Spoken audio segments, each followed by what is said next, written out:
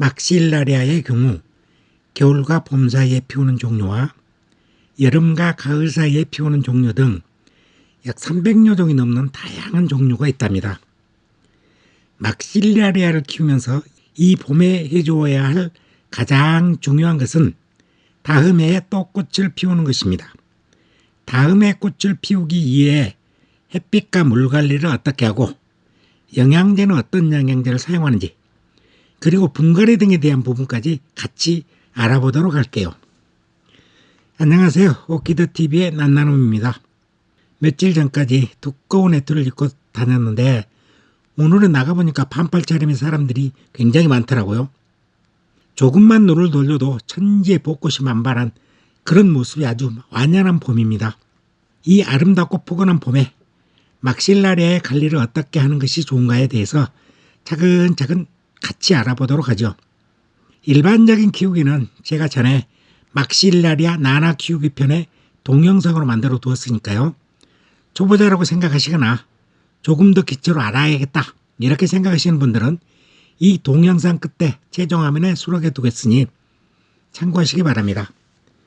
막실라리아처럼 잘 크고 키우기 쉬운 나는 사실 찾아보기 힘들 정도로 순둥순둥이죠. 문제는요, 이 녀석이 처음 구입하여 첫 해에는 꽃을 잘 피우나 가정에서 키우다 보면 이 녀석이 꽃을 잘 안 피우는데요. 왜 그런지 이유를 알고 키우면 매년 꽃을 볼 수 있습니다. 막실라리아는 아메리카 대륙의 열대부터 아열대 지역에 착생하고 있는 종입니다. 해발 고도는 일반적으로 1000m에서 2000m 사이로 비교적 추위에도 강한 품종입니다. 직접 키워보시면 알겠지만 대부분 우리나라에서 키우는 품종이요.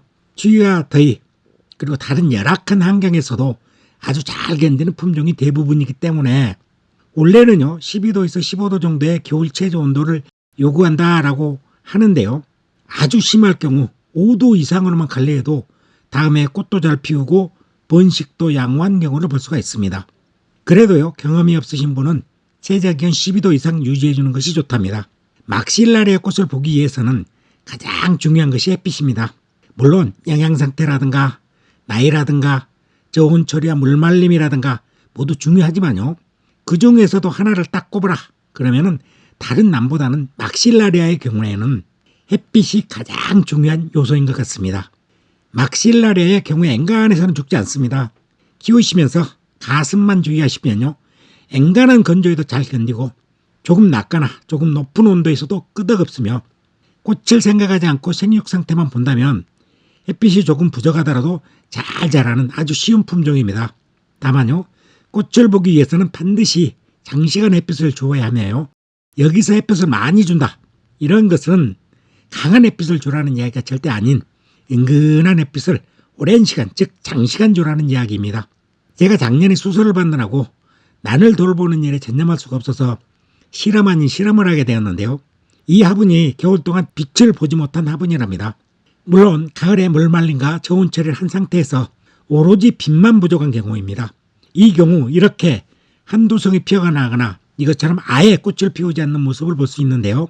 이 화분은 빛을 충분하게 받을 수 있는 장소에 있어서 같은 화분들이라도 이렇게 차이가 나는 것을 확실하게 아실 수 있을 겁니다. 그리고요.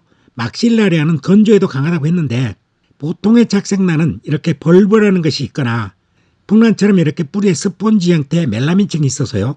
물을 저장하고 있어서 엔간한 건조에는 견딜 수 있지만 막실라리아의 경우 건조에는 강하긴 합니다. 그런데 너무 심한 건조가 오래되어 벌브가 쭈글거리는 정도가 심해지면요. 이 벌브가 통통하게 펴지는 것이 생각보다 오래 걸리거나 심지어는 시간이 지나도 펴지지 않는 것을 우리가 볼 수 있습니다. 이 점은 꼭 기억해 두시기 바랍니다. 지금 보시는 막시는요. 바리아빌리스 종류 중 하나인 나나라는 품종인데요. 이 품종은 겨울에서 봄에 걸쳐서 꽃을 피웁니다. 이렇게 봄에 꽃을 볼 수 있는 종류는 꽃을 보고 난 후 바로 분갈이를 하시는 것이 좋고요. 만약에 가을에 피우는 품종의 막실라리아라면 조금 이른 2월이나 3월 즉 새순이 아직 나오기 전에 분갈이를 해주는 것이 좋답니다. 분갈이할 때 쓰는 재료로는요. 아직 어린 주이거나 몇 쪽 되지 않는 작은 화분들은 수태로 하는 것이 좋고요. 이 경우 뉴질랜드산 수태의 경우 2, 3년에 한 번 분갈이 해주면 되고 조금 질이 낮은 칠레산이나 중국산의 경우요. 1, 2년 정도의 새로 수태를 갈아주는 것이 좋답니다. 그리고요. 그루가 충분히 큰 화분들은 바크나 코코넛 바크 등을 이용해서 한 2, 3년에 한 번 정도 심는 재료, 즉 식재를 바꿔주는 분갈이를 하시면 된답니다. 수태건 바크건 공이 그 시간이 되기 전이라도요. 심는 재료가 썩거나 상했다면 바로 분갈이를 하시는 것이 좋답니다. 꽃을 보고 분갈이도 끝내거나 또는 올해 분갈이를 하지 않아도 되는 화분들을 모아서 영양제를 주어야 하는데요. 이 경우 막실라리의 경우 비료나 한약재로 대별되는 영양제가 없더라도 아주 잘 자라는 품종이랍니다. 다만요. 조금 욕심을 내서 비료를 사용할 경우 일반적인 알비로메다를 화분에 올려두면 된답니다. 이때 비료를 주는 시기는 분갈이를 한 후 일주일 정도 지나서 주는 것을 권하지만 실질적으로는 알비로의 경우 그보다는 긴 시간 후에 비료 성분을 방출하기에 분갈이 후에 바로 주어도 무방합니다. 이때 주의하실 점이요. 알비료를 뿌리에 직접 닿지 않게 분 가장자리에 올려두는 것이 좋답니다. 막실라리의 봄철 관리에 중요한 부분을 몇 가지 이야기해 봤는데요. 조금이라도 도움이 되셨다면 좋아요, 구독 꾹 눌러주시고 혹 부족하고 궁금하신 부분이 있다면 댓글 남겨주시면 성심껏 답변해 드리겠습니다. 감사합니다. 지금까지 오키드TV의 안나눔이었습니다.